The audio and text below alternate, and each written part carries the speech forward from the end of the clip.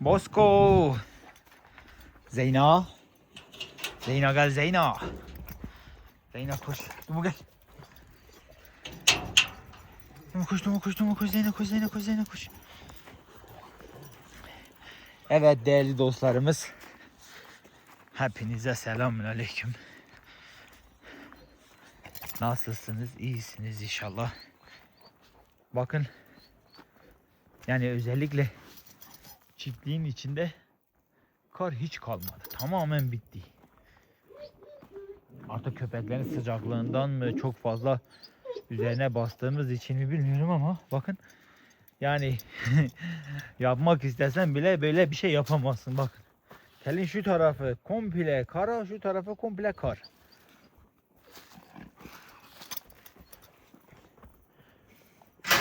Çiftliğin içi kurudu. Geceyi duman sağlıkken bırakmıyoruz. Çünkü gece bilmiyorum. Duman sağlıkken geceye karışıyor manyak. O deli. Niye karışıyor onu da bilmiyorum. Geceyi pek sevmiyor.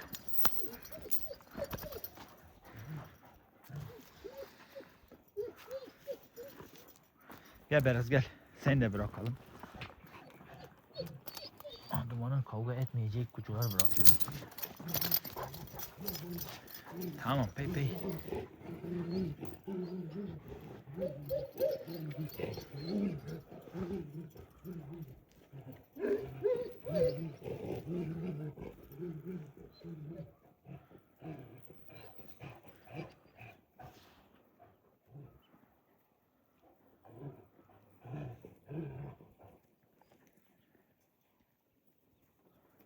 Tamam. Bakın Beraz'ın boyunu gördünüz mü? Bu manyak çok boy atmış ya. Ya vallahi Duman çok kötü bakıyor ya. Duman çok kötü bakıyor. Hey.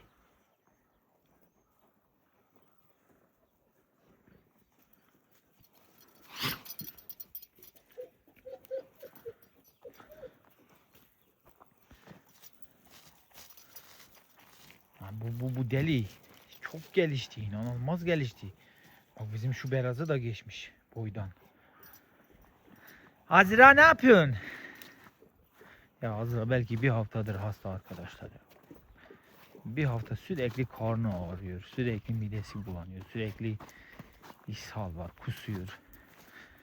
Biraz hava alsın diye dışarı çıkarttık. Azra. Sen dışarıda bizi izle. Dumu. Hayırdır? Niye öyle yapıyorsun? Hani nasıl ki Karabaş şu Beraz'a kafayı takmış, yıllardır bir türlü dost olamadılar. Duman da şu kuyruksuz Beraz'a kafayı takmış. Yani sırf benim olmadığım bir gün koyunlarda bu Beraz Duman Kobra'yla herhalde kavga ediyor. Bu Beraz Kobra'ya destek çıkıyor. Duman'ı orada şey yapıyor, yani Duman'a saldırıyor. Oyla Kobra Duman'a saldırıyorlar. Daha o günden beri kinli. Gördüğü her yerde tutmak istiyor. Vay sen bana nasıl bu yanlış yaparsın diye. Sen de çık dışarı.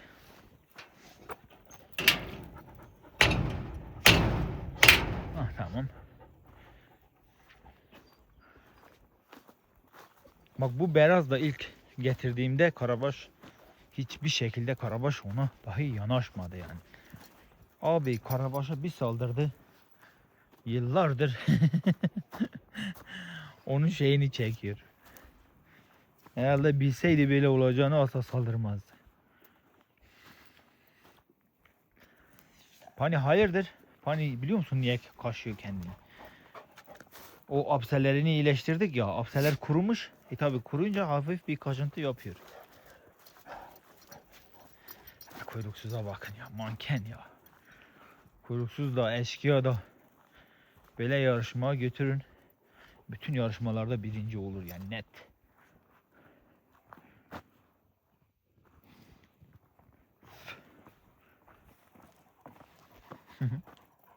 Gece. Gece valla şu an o manyak Gerçi o dumu şey yaptı. Gece gel. Dumanı biz içeri koyduk. Gece hatırlamıyorum bazı şeyler. Koş gece. Koş. Bu deli çok geceye karışıyor.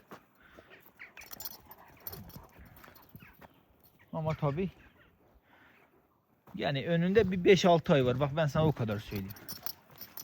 Gece 6 ay sonra onu tutar büyük ihtimalle. Çünkü aynı anası. Bakın. Bosko. Ne yapıyorsun Bosko? Seni Bosko Bey seni. Şu yüzündeki yara iyileşsin. Bizi sevmeyen insanlara bizi suçlaması için onlara fırsat veriyoruz.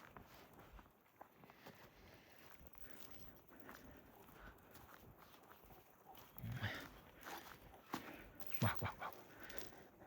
Kendine gelmiş ya. Yalnız işte bu yani maalesef bozuğa da yapıyor bunu karabaş. Aynısını bozuğa yapıyor. Yani bir kere artık şey oldu ya, kafa taktı yani, bozuğu sindirene kadar durmayacak. İşte bazı insanlar da bunu anlamıyor. Bunu anlatamıyoruz arkadaşlar. Mesela hani şöyle bakıyorlar bozonun boyuna, karabaşın boyuna bakıyorlar, diyor ki bozu havada karada karabaşı yemesi lazım. Normal şartlarda herkesin gözünde o. Ya adam diyor ki ya bu nasıl bunu yenebilir ki? Ama öyle değil işte. Mesela karabaş taş gibi, çelik gibi köpek. Bak Pani de öyle. Yani bu da Duman zindandan kaynaklanıyor. Özellikle zindanın verdiği bütün yavrular inanılmaz cesaretli oluyor. Ve böyle kinci köpekler. İnanılmaz kinci köpekler olur. Duman da öyle, zindan da öyle. Yani bir köpekle bir iki defa kavga ettiğinde o köpekle bir daha kavga etmemek için uğraşmıyor. Bir daha kavga etmek için uğraşıyor. Yani daha artık ona kinleniyor. Bazı köpekler öyle değil. Mesela diyelim bir defa kavga ettiği zaman ikisi artık bir şey oluyor ya. Bir daha kavga etmemek için hiç yan yana bile gelmiyorlar. Ama bunlar öyle değil. Bunlar bir kere kavga etti mi daha artık kinleniyor. Daha artık her seferinde kavga etmek istiyor.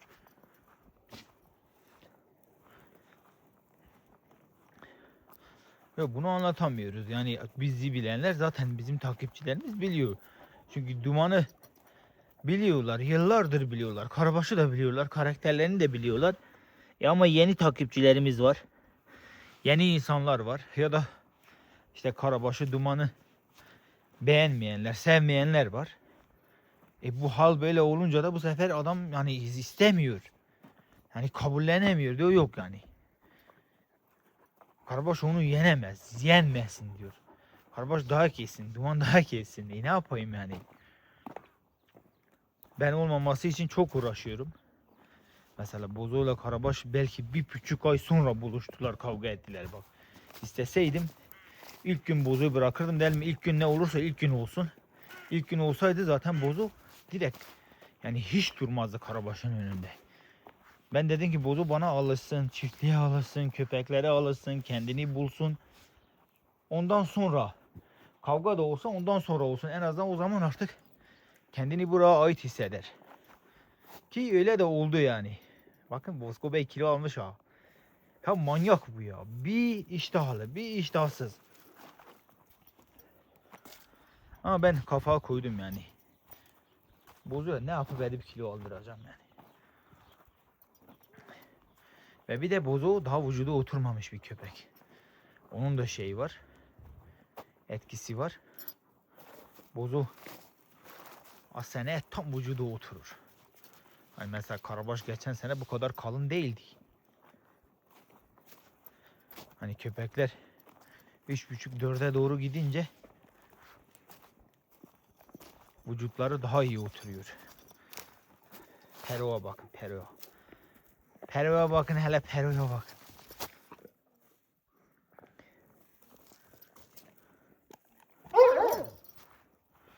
Beraz lütfen şunu yapma. Ya zaten hali yok. Şurada bir ayı kalmış doğuma. Hala peşindesin. Hani neyin peşindesin onu da bilmiyoruz. Bakın yavaş yavaş Zeyno kendini belli ediyor. Zindan da önümüzdeki günlerde kendini belli edecek.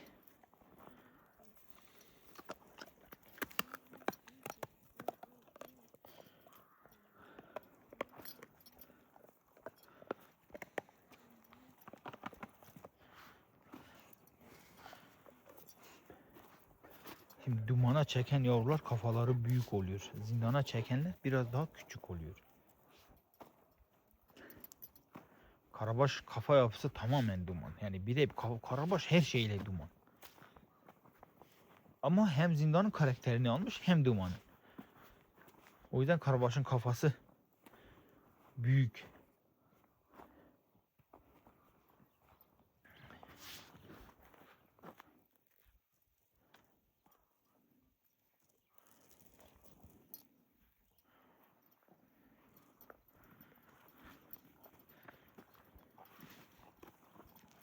Yalnız Pani de bu aralar bizim şu beyraza baya bir takık.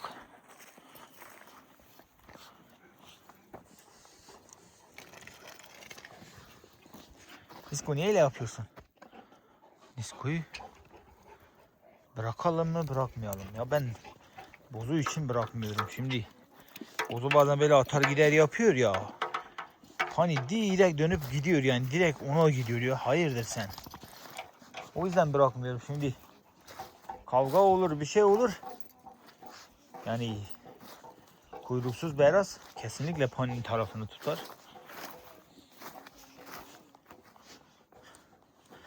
Eşkıya. 2 günümüz kaldı. Hayırlısı bir gidelim şu eşkıya ameliyatını bir yapalım. Şu havalar tam ısınmadan tamamen iyileştirelim. Ondan sonra Eşko Bey'le çok güzel şeyler yapacağız. Allah'ın izniyle bir de yavrularını aldık mıydı? Değmeyin keyfimize.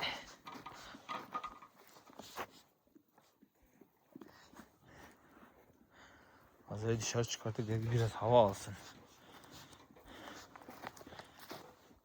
Pani'nin kızını bizim Arafat var.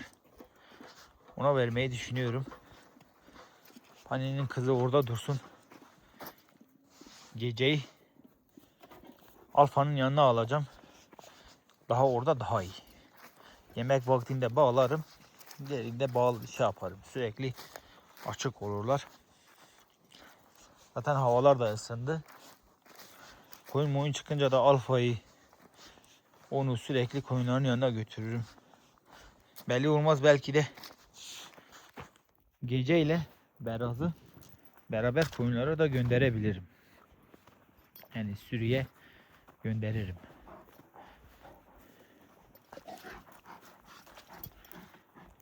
Gece gitsin, sürüde büyüsün, sürüde gelişsin.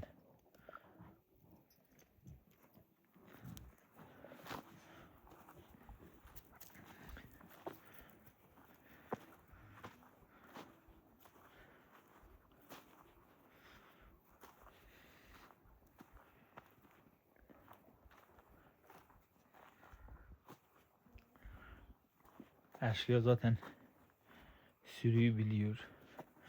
Duman sürüyü biliyor. Zindan biliyor. Böyle buzu da biliyor. Küçük Beraz zaten sürünün içinde büyümüş. Bu yine aynısı. Büyük Beraz da öyle. Yani bizim köpeklerden şöyle sürüye gitmeyen Pani ile Karabaş. Yani onları da ben gidince götürüyorum. Ama diğerleri hepsi deneyimli. Sürüye gitmiş köpekler. Koyuna yani. Davarı bilen köpekler. Yani o da yani ben Reyna'da gördüm onu. Yani imkansız diye bir şey yok. Hatta hiç zor değil. Bakın Reyna buraya geldiğinde insanları görünce kulübeye kaçıyordu değil mi? Hepiniz biliyorsunuz zaten. Kulübeye kaçıyordu. Yani bırakın koyuna gitmeyi, hayatında koyun, tavuk, mavuk görmemişti. Saldırıyordu. Bizim Semih'e verdim. Yani şu an Reyna 1 numaralı koyuncu köpek olmuş. Ya düşünün yani. Koyuna gidiyor. Tavukların içinde yemek yiyor. Yani demek ki fark etmiyor. Yani illa yavruluktan değil. Her zaman da köpek her şeye alışabilir.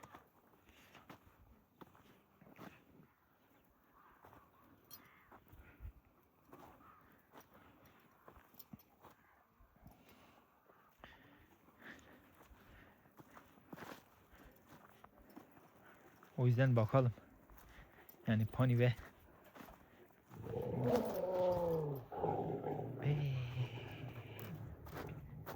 o Zeyno mu? İnşallah o Zeyno değildir. Zeyno ise Kur'an Karabaş tutar onu. Zindanmış. Zindan gel çık. Fiziğini görüyor musunuz? Manyağın fiziğini görüyor musunuz? Taş gibi ya. Karabaş'la Duman'da şu yiyecek saklama olayları var ya, hiç iyi değil ya. Ya yiyeceklerini saklıyorlar, ondan sonra köpekler gidip almaya çalışırken tutuyorlar. Niye öyle yapıyorsunuz? Ha, karbonat?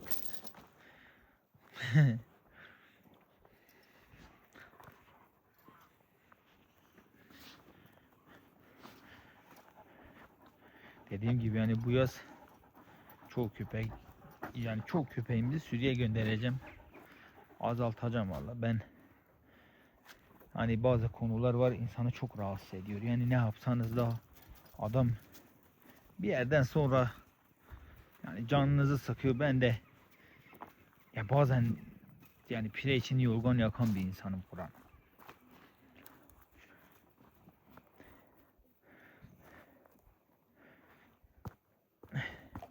Yani iftiraya falan hiç gelemem. Hiç uğraşamam yani.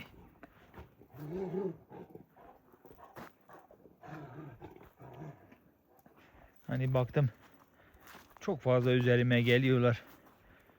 Mesela Karabaş sırf beyraza karıştığı için, sırf bozuyu tuttuğu için, sırf şöyle yaptığı için. Beyrazı veririm. Bozuyu da veririm. Bu beyrazı da veririm. Hepsini de veririm. Hepsini de veririm ve yani verdiğim insanlara da hiçbir şekilde videolarını paylaşmayın diyeceğim. Hiç kimse hiçbir yerde görmesin. Hiçbir yerde izlemesin. Ondan sonra hadi gelin ne söylüyorsan söyleyin. Karabaş'ı mı kötülüyorsunuz? Duman'ı mı kötülüyorsunuz? Beni mi kötülüyorsunuz? Hadi gidin Beyraz'ı izleyin de göreyim sizleri. Hadi gidin Bozo'yu nerede izliyorsanız izleyin. Çünkü artık uğraşmak istemiyorum, biliyor musunuz? İnsan bir yerden sonra yoruluyor ya. Ben bu kadar uğraşıyorum, bu kadar çabalıyorum. Millet güzel videolar, güzel içerikler izlesin diye neler neler yapıyoruz. Gidip farklı ırklardan Bozo'yu getiriyoruz. Çok farklı bir köpek Eşköy'ü getiriyoruz. Yani sürekli bir değişim yapmak istiyorum. Sürekli çiftlikte böyle izleyicinin izleyebilmesi için, böyle her gün aynı videoyu izlememeleri için. Yani elimden geldiği kadar güzel içerikler çıkartmaya çalışıyorum. Ama taraftarlık sevmediğim bir şey. Taraftarlığa gelemem. Ve ben yani değil bugün, yıllardır bu işi yapıyorum. Yıllardır bu işi yapıyorum. Daha hiç bir kere bile, yani bir kere bile öyle bir şey yapmadım. Yani yok Duman'ı seviyorum da dur Duman Beyraz'ı tutsun. Dur Duman'ı seviyorum da Duman zalımı tutsun. Ya da Beyraz'ı seviyorum da Beyraz şunu tutsun. Her zaman neyse onu söyledim. Maalesef biliyorsunuz yani her zaman gerçek olan şeyler herkesin de hoşuna gitmez. Yani adam gerçeği değil, istediği gibi bazı şeylerin olmasını istiyor. Yani buna da yapacak bir şeyimiz yok. Yani dediğim gibi valla bir baktınız burada sadece Duman Karabaş tek kalmıştır.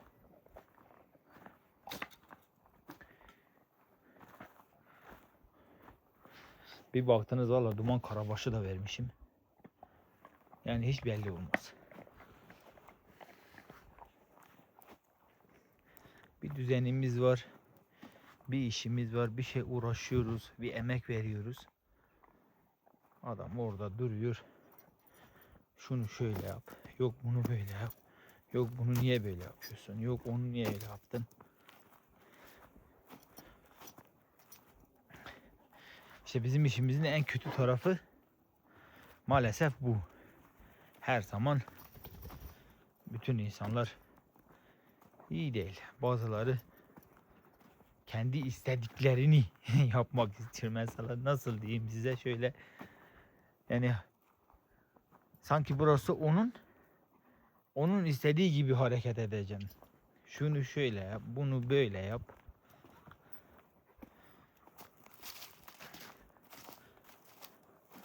Ama bu da bizim işimizin en kötü tarafı.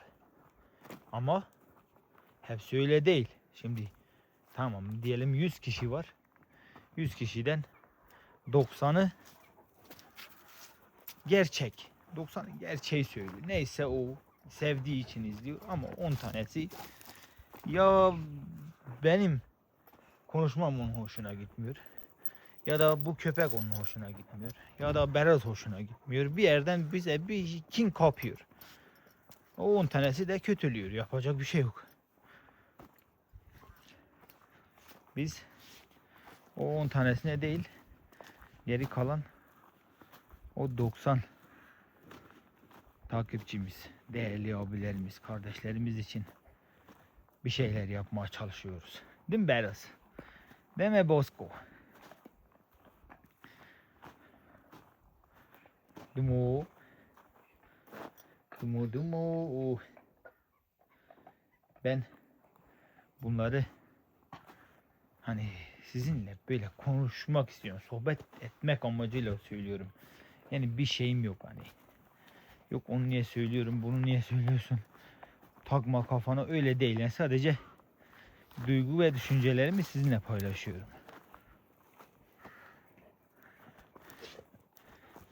Nisko. Nisko geceler. Haydi niskolar.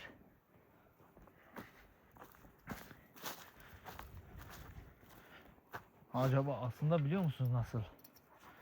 Küçük Beraz'ı bağlayıp paniği bırakabiliriz. Beraz gel. Beraz gel.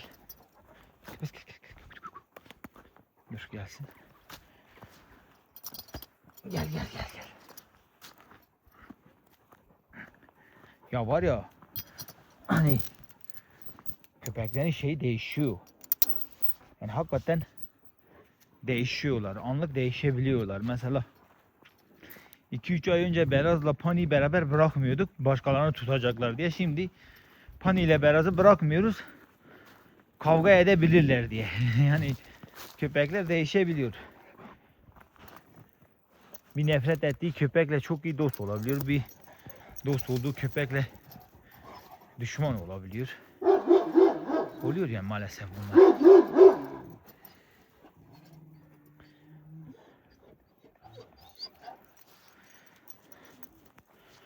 Yani şu an çiftlik yani normal eski moduna dönüyor yavaş yavaş. Sadece bir işte şu Bozo ile Karabaş'ın kavgası çok kötü oldu. Geri kalan be.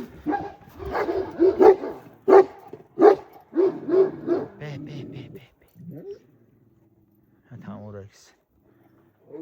Geri kalan şekli çok iyi. Tamam evet, hırlamalar gürlemeler abi illaki olacak. Yani şimdi hepsi lider vasıflı köpekler. Yani Beraz, Bozo, Kuyruksuz Beraz, Karabaş, Duman, Eşkıya, Pani. Yani hepsi de lider vasıflı köpekler. Bak bizim köpeklerde yancı olan hangileriydi biliyor musunuz? Yancı olan ateşti. Zalimdi.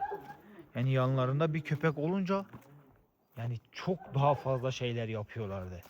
Ama bunlar değil mesela. Bunlar öyle değil. Beraz yani birine ihtiyaç duymuyor. Tek başına yapıyor. Karabaş yine öyle. Bu Beraz yine öyle. Bozo öyle. Eşya öyle. Duman öyle. Pani de öyle. Yani Pani hiçbir köpekten çekinmiyor. Bu kadar lider köpeğin bir arada olması tabii ki bazen Oo. Hey, bu buraya girmiş, vallahi bunu halletmemiz lazım ha. Halledeceğiz Zeyno. Bak mesela görüyor musunuz? Şu tırnağı görüyor musunuz? Dönmüş bakın. İçine girecek mesela. Neredeyse içine girecek o etin. O yüzden ona çok dikkat etmemiz lazım. Yani dikkatten öte onu keseceğiz. Tırnağı uzamış, geri dönmüş, oraya batmış ya. Şanssızlık işte. Yani başka bir şey değil. Vallahi şanssızlık. Gelin.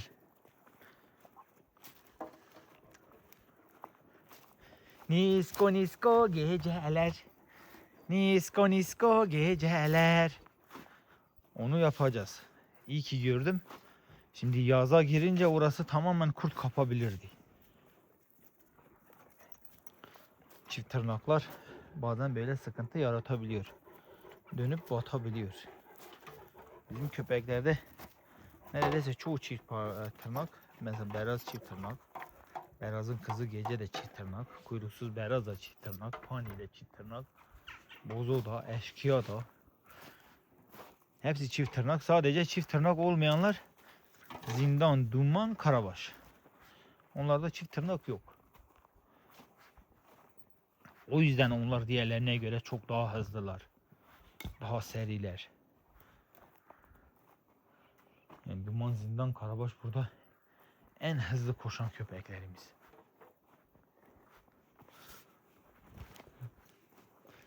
Ama çoğu insan çift tırnak daha çok seviyor. Mesela ben de. Vallahi ben çift tırnak çok seviyorum. İnanılmaz diyorum hele. Hani köpeğin çift tırnağı olsun. Keşke karabaş ve duman da olsaydı. Ama onlarınki yok. Çoğu da çift tırnak sevmiyor. Şimdi öyle o da var.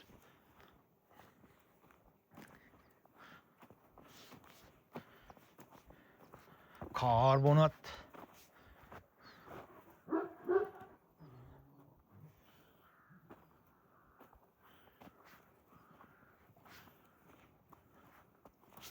Dumanın yavruları eğer anneye çekmezse, yani hatta çok baskın olduğu için yavruların hiçbirinde çift tırnak yoktur. Yani neredeyse hiçbirinde. Pars'ta yok. Karabaş'ta yok. O minikte yok. Yani dumanın hiçbir oğlunda yok.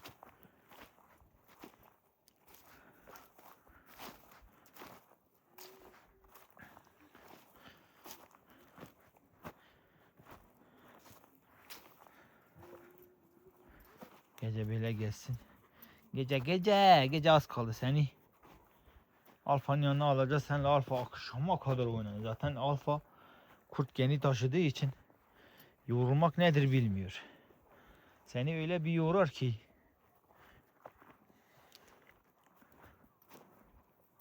Şu havalar ısınsın. Alfa'yı bir geziye meziye de çıkartırız.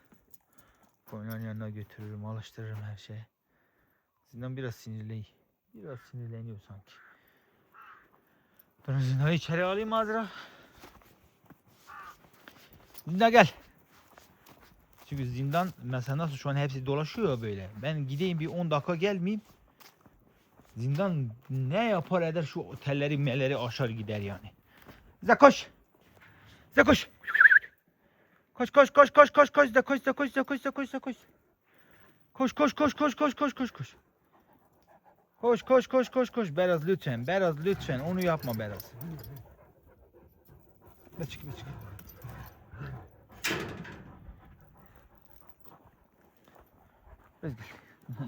Gel seni de bağlayalım. Perpero.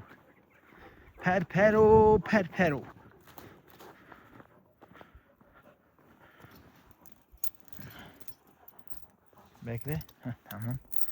O da tamam. Bir panik aldı. Nisko orada biraz gelsin. Gel şu tırnakları halletmemiz lazım bizim. Yoksa Kur'an çok kötü. Hadi gidelim. Alet edevatlarımızı getirelim. Bir operasyon yapalım. Hadi gel. Evet değerli dostlar, kendinize iyi bakın. Hepiniz Allah'a emanet olun. Gel Azra, gel gel.